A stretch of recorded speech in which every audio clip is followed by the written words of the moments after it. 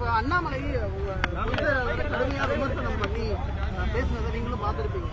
எப்படி இதுக்கு அதிமுக ரியாக்ட் பண்ணுறது? நேற்று உங்களுடைய அம்மா பேரவை செயலாளர்லாம் கொடுத்துருந்தாரு. இருந்தாலும் இன்னைக்கு உங்களுடைய கருத்து, உங்கள் பொதுச் செயலாளர் இதை பற்றி என்ன நினைக்கிறாரு? இல்லை இது ஒரு விநாசகால விபரீத புத்தின்னுவாங்க. ஒரு விபரீத புத்திகள் வரும்போது இந்த மாதிரி ஒரு தரம் தாழ்ந்த விமர்சனங்கள் அதெல்லாம் வரும். அதாவது ஒரு அழிவை நோக்கி அண்ணாமலை போகிறார் என்பதற்கு ஒரு எடுத்துக்காட்டு தான் அவருடைய அன்னைக்கு பேச்சு இருந்தது. ஒரு தரம் தாழ்ந்த பேச்சு. ஒரு மாநில தலைவருக்கு ஒரு சற்றும் கூட ஒரு கலோக்கியல் லாங்குவேஜ் சொன்னா ஒரு லாய்க்கு இல்லாத ஒரு மாநில தலைவர் இன்றைக்கு அண்ணாமலை இன்னைக்கு பிஜேபி பெற்றிருப்பது தான் ஒரு மிக மிக ஒரு என்ன சொல்றதுன்னா ஒரு வருத்தப்படக்கூடிய ஒரு வேதனைப்படக்கூடிய விஷயம். ஏன் சொல்றேன்னு கேட்டாக்கா, பொதுவாகவே அரசியலில் கருத்து மாற்றங்கள் இருக்கலாம், விமர்சனம் இருக்கலாம். அந்த விமர்சனங்கள் ஒரு ஆரோக்கியமானதாக இருக்கும். ஆனால் அதை விட்டுட்டு அவருடைய அந்த பேச்சை அன்னைக்கு துணியை பார்த்தீங்கன்னா ஒரு கடுமையான அளவுக்கு கழக பொதுச் செயலாளர் விமர்சனம் செய்தது மட்டும் இல்லாமல் ஒரு திராவிட இயக்கம், குறிப்பாக அனைத்து இந்திய அண்ணா திராவிட முன்னேற்ற கழகத்தை விமர்சனம் செய்வது என்பது வன்மையாக கண்டிக்கத்தக்கதும் கூட. அது மட்டுமில்லாமல் ஒரு கற்றறிந்தவர்கள், ஒரு அரசியல் நோக்கர்கள் சற்றும் கூட ஏற்றுக்கொள்ள முடியாத ஒரு விஷயம்.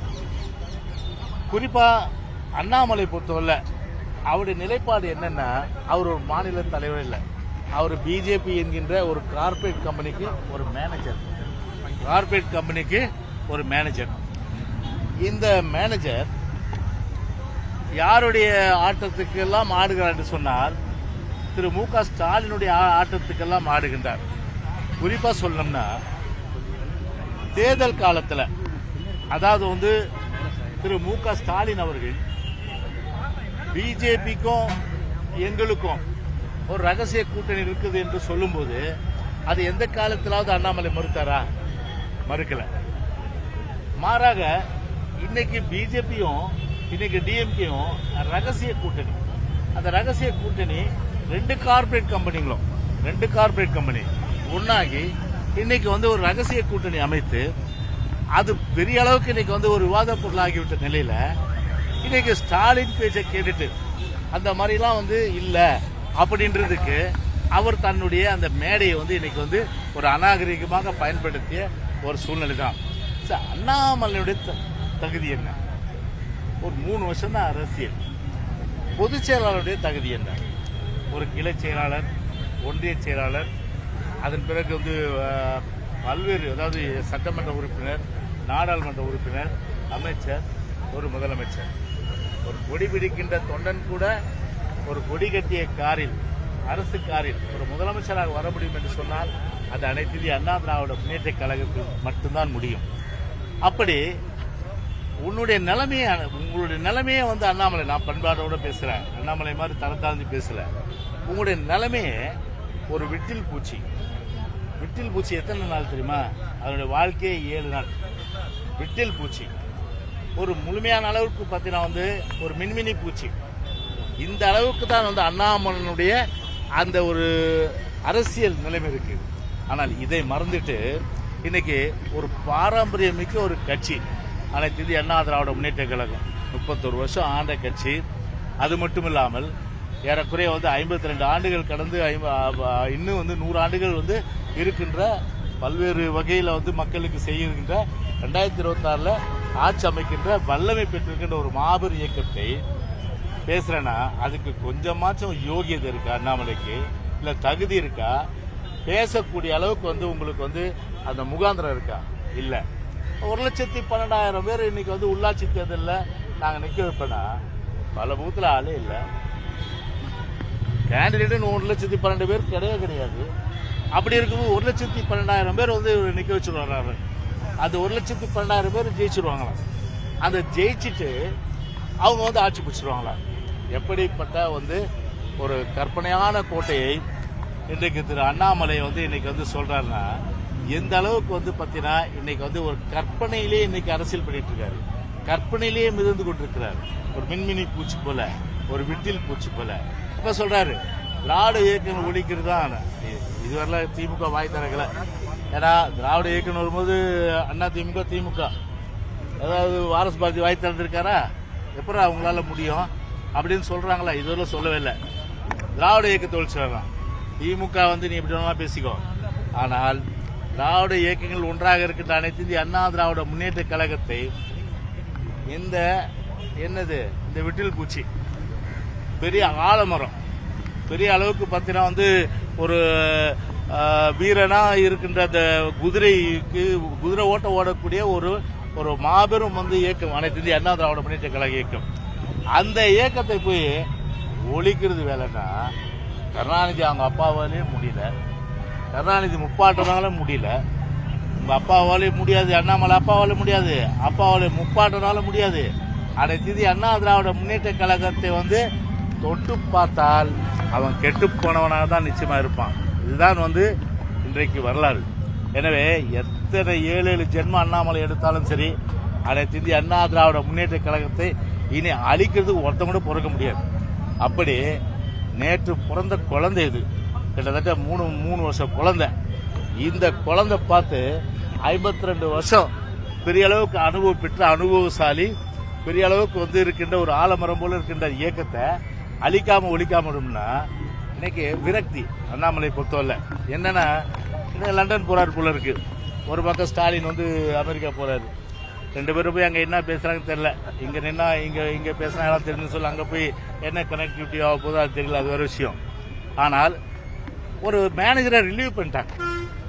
உன்னுடைய பொசிஷன் என்ன? நீ ஒரு மேலாளர், ஒரு மேனேஜர், ஒரு கம்பெனியுடைய மேனேஜர், ஒரு கட்சியினுடைய ஒரு பொதுச் செயலாளர், 2 கோடிக்கு மேற்பட்ட தொண்டர்கள் கொண்டிருக்கின்ற ஒரு மாபெரும் இயக்கத்துடைய ஒரு தலைவர்.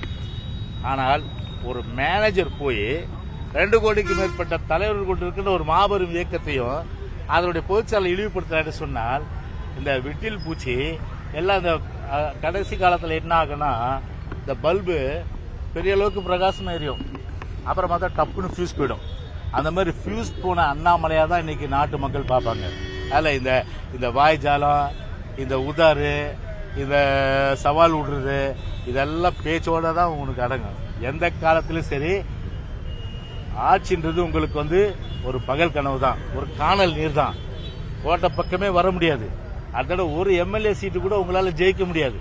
அப்படி இருக்க நிலையில இன்றைக்கு நீங்கள் வந்து அனைத்து இந்திய அண்ணா திராவிட முன்னேற்ற கழகத்தை ஒழித்து விட நினைத்தால் நிச்சயமாக வந்து உங்க அப்பா இல்ல, உங்க அப்பாவுக்கு அப்பா எவன் வந்தாலும் சரி, நான் வேற வழி இல்லாம சொல்றேன், யார் வந்தாலும் சரி, எந்த கோம்பம் வந்தாலும் சரி, அனைத்து இந்திய அண்ணா திராவிட முன்னேற்ற கழகத்தை அழிக்க முடியாது.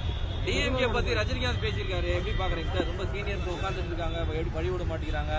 துரைமுருகன் ரொம்ப காரசாரமா பேசியிருக்காரு, திரும்ப அவகாசமும் போயிருக்காங்க. அதாவது எப்படி சொல்லணும்னா, ஸ்டாலின் வந்து ரஜினிகாந்தை வச்சு துரைமுருகனை மட்டம் தட்டிருக்காரு, ரஜினிகாந்தை வச்சு துரைமுருகனை மட்டம் தட்டிருக்காரு. துரைமுருகனை என்ன பண்ணிட்டாருன்னா ரஜினிகாந்தை மட்டம் தட்டிட்டார். அவர் என்ன பேசுறாரு தெரியும். அதனால இது முழுக்க ஸ்டாலினால் முன்மொழியப்பட்டு யாரு ரஜினி பேசி அதன் மூலம் வந்து உதயநிதி வழிமொழிந்து இன்னைக்கு பாத்தீங்கன்னா பத்த வச்ச பரட்டன்ற மாதிரி டிவியில கூட பார்த்தேன். பத்த வச்ச பரட்டை அட்மிட் பண்றாரு, பத்த வச்ச பரட்டன்ற மாதிரி இன்னைக்கு பாத்தீங்கன்னா பத்த வச்சிட்டாரு இன்னைக்கு. அதனால அது நீர் பூத்த நெருப்பா அப்படியே புகஞ்சிட்டு இருக்கு. அதனால என்னைக்கு அது வந்து ஆக்சுவலா வந்து அது எரிமலை போல வெடிக்கின்றது தெரியல. அந்த அளவுக்கு வந்து இன்னைக்கு அவர் ஊருக்கு போறாரு இன்னைக்கு. அதனால ஊருக்கு போறதுக்கு முன்னாடி வந்து சென்ட்ரல் கவர்மெண்ட் பகிச்சு கூடாது, யாரையும் பகிச்சு கூடாது. என்ன இன்னைக்கு பார்த்தோன்னா தமிழ்நாட்டில் இன்னைக்கு செத்து சுண்ணாம்பா வர்றாங்க எல்லாம். அதாவது மீனவர்கள் பார்த்தா தொடர்ந்து தாக்குதலுக்குள்ளாராங்க. மீனவர்கள் பார்த்தா வந்து படகுகள் நாசமாக்கப்படுது, வலைகள் அறுக்கப்படுது, சிறை பிடிக்கப்படுறாங்க. இன்னைக்கு பார்த்தா பல்லாண்டு காலம் சிறையிலாங்க. இதுவரைலாம் கிட்டத்தட்ட 264 படகுகள் இருக்கு. இன்னைக்கு இலங்கையில மட்டும் 264 படகுகள் இருக்கு. கிட்டத்தட்ட 34 மீனவர்கள் வந்து இன்னும் ஜெயிலில் இருக்கிறாங்க. இவர்களை வந்து மீட்பதற்கு என்ன நடவடிக்கை? மத்திய அரசு வந்து ஒரு அழுத்தம் கொடுத்து மத்திய அரசு வந்து எதிர்த்து வாய் பேசி வாதாடி போராடி மீனவர்களை வந்து படகுகளையும் வந்து மீனவர்கள் மீட்பதற்கு என்ன நடவடிக்கை எடுத்தாங்க? ஒரு பக்கம் மீனவர்கள் நெசவாளர் பாவம் ரா மெட்டீரியல் கிடைக்கல, அவங்க போராடுறாங்க. சிறு தொழில் நசுங்கப்படுறது, சிறு தொழில் தான் பிரதான தொழில். அதை காப்பாற்றுவதற்கு எந்த நடவடிக்கை இல்லை. அதை காப்பாற்றாம தமிழ்நாடே ஒட்டுமொத்தமா பத்தி எரியுது. சட்ட ஒழுங்கு மோசம், போதை கலாச்சாரம் மோசம், நாடு எக்கேடு கெட்டு போனா என்ன? நான் அமெரிக்கா போறேன் முதலீடுன்னு சொல்லிட்டு ஈக்கிறேன்னு சொல்லிட்டு போயிட்டாரு. ஏற்கனவே ஜப்பான் போனாரு, ஒன்றும் இல்லை. அதே போல வந்து இது சிங்கப்பூர் போனாரு, ஒன்றும் கிடையாது. அதே போல துபாயில் போனாரு, ஒன்றும் கிடையாது. இப்படி அதெல்லாம் வந்து கணக்கு கொடுங்க, வெள்ளை பேப்பர் ஒயிட் பேப்பர் கொடுங்க. நாட்டு மக்கள் அதான் எதிர்பார்க்கறாங்க. எவ்வளவு எம்ஓஇ போட்டீங்க, எவ்வளவு வந்து இண்டஸ்ட்ரி ஃபங்க்ஷன் ஆகுது, அதே போல எத்தனை பேருக்கு வேலை வாய்ப்பு கொடுத்தீங்க, இவ்வளவும். ஆனா இவ்வளவும் விட்டுட்டு இப்போ வந்து கார் ரேஸ், இந்த இன்டர்நேஷனல் கார் ரேஸ் நாட்டுக்கு தேவையாது. ஒரு போக்குவரத்து பிரச்சனை கிட்டத்தட்ட ஒரு 31 நடக்குது, 2 நாள். அந்த 2 நாள்ல கடுமையான போக்குவரத்து நெரிசல் இருக்கும். இது யாரு பொறுப்பு? இது இன்டர்நேஷனல் ஒரு கார் பந்தயத்தில் ஒரு தமிழ்நாட்டை சேர்ந்த ஒரு வீரர்கள் கூட இல்லையே. தமிழ்நாட்டை சேர்ந்த ஒரு வீரர்கள் யாராவது இருக்காங்களா? அவங்க கிடையாது. அப்படி அதனால ஒரு மக்களுடைய வரி பணத்தை, நல்லா இருக்க சாலையை நோண்டி போட்டுட்டு பல இடங்கள்ல பாருங்க, சாலை செவ்வாய் கிரகத்தில் போற மாதிரி இருக்கு, குண்டும் குழியுமா. அந்த அளவுக்கு சாலைகள் மோசம். அந்த பணத்தை அதுக்கு செலவு பண்ணாங்க. ஒரு கார் ரேஸ் யாருடைய, அது ஏழைகள் விரும்புறதா இல்ல நடுத்தர மக்கள் விரும்புறதா? அது பணக்காரர்கள் வந்து அவர்களுக்கு வந்து ஏற்ற அரசு. அதான் நான் ஏற்கனவே நான் சொன்ன மாதிரி திமுக அரசும் ஒரு கார்பரேட் அரசாங்கம், பிஜேபி மோடி அரசும் ஒரு கார்பரேட் அரசாங்கம். இந்த 2 கார்பரேட் அரசாங்கம் நாட்டை குட்டிச்சோராக்குற அந்த வேலையை தான் இன்னைக்கு பண்ணிட்டு இருக்கு இன்னைக்கு. அதனால ரோம் நகரம் வந்து தீப்பெட்டி எரியும்போது நீரோ மண்ணை வந்து பிடில் வச்சானா, அந்த மாதிரி ஊரு கேடு கட்டு போனா சட்டம் ஒழுங்கு அதை பத்தி கவலை இல்லை, விலைவாசியா கவலை இல்லை. அப்புறம் வந்து இது சொத்து வரி ஓகே ஏத்திங்க, மின்சார கட்டணம் பல முறை ஏத்திங்க, பால் விலை அது ஏறி போச்சு, எதை பத்தி கவலைப்படாம இன்னைக்கு சிறு தொழில் புத்தகம், குழந்தைகள் படிக்கின்ற புத்தகங்களோட இன்னைக்கு ஏற்றி விட்டாங்க விலைய. அந்த அளவுக்கு இன்னைக்கு கஷ்டப்படுற நிலையில இன்னைக்கு ரோம் நகரம் தீப்பெட்டி எரியும்போது நீராமண்ணம் பிடில் வாசித்தான்ற மாதிரி இன்னைக்கு எங்க போயிட்டாரு? அமெரிக்கா போறாரு இன்னைக்கு. அதனால வந்து யாரையும் இன்னைக்கு வந்து நம்புறதுக்கு அவருடைய அமைச்சரவையில் இருக்கிற சகாக்களே நம்ப முடியல அவரால். அதில் ஏதாவது கவுத்து விட்டுருவாங்கன்னு சொல்லிட்டு தான் அந்த மாதிரி பிரச்சனை வரக்கூடாதுனால இன்னைக்கு வாஜ்பாயுடைய கால கழுவி இன்றைக்கு ராஜ்நாத் சிங்கை கூப்பிட்டு வந்து இன்னைக்கு வந்து ஒரு பிம்பத்தை ஏற்படுத்தியிருக்காங்க. நான் ஊருக்கு போறேன், ஏதோ ஒரு உதயநிதி, அதாவது அவர் பெரிய அளவுக்கு ஒரு அறிவாளிப்பார். அவருக்கு பேர் என்ன, உதவாநிதி தான் வச்சிருக்காங்க, புரியுதுங்க? அதாவது வந்து பெரிய தத்தின்னுவாங்க, சின்ன தத்தின்னுவாங்க. நான் சொல்ல நல்லதை யாரு பெரிய தத்தி யாரு சின்ன தத்தி நீங்களே முடிவு செஞ்சீங்க.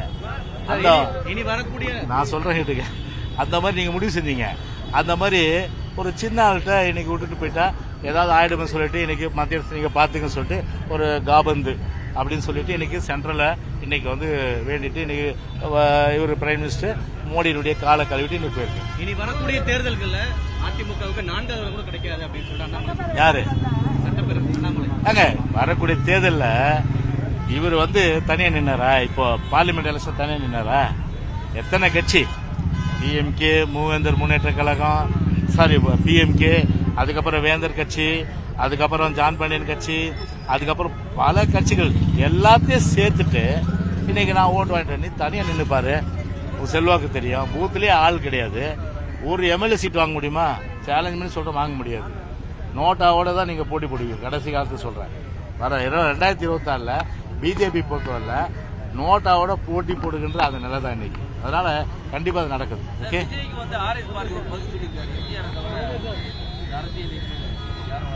அதாவது ஒரு ஆர்எஸ் பாரதி பொறுத்தவரை இப்போது தலைவருடைய அருமை பெருமையை இன்னைக்கு உணர்ந்தாரு. அது வரல மகிழ்ச்சி. அதனால புரட்சி தலைவர் தான். அவரை பொறுத்தவரை ஒரு சகாப்தம். எனவே அந்த சகாப்தம் வந்து பார்த்தீங்கன்னா இந்த உலகம் உள்ள வரை அது வந்து அந்த சகாப்தத்தினுடைய புகழ் என்றைக்கு நிலைத்திருக்கிறது. எனவே அவரோடு வந்து யாருமே ஒப்பிட முடியாத ஒரு மாபெரும் தலைவர் சொன்னா நம்முடைய புரட்சி தலைவர் எம்ஜிஆர் தான். அதனால அவரோட அருமை பெருமையை ஆர்எஸ் பாரதி ஒத்துக்கிறதுக்காக நன்றி தெரிவிச்சுக்கிறேன்.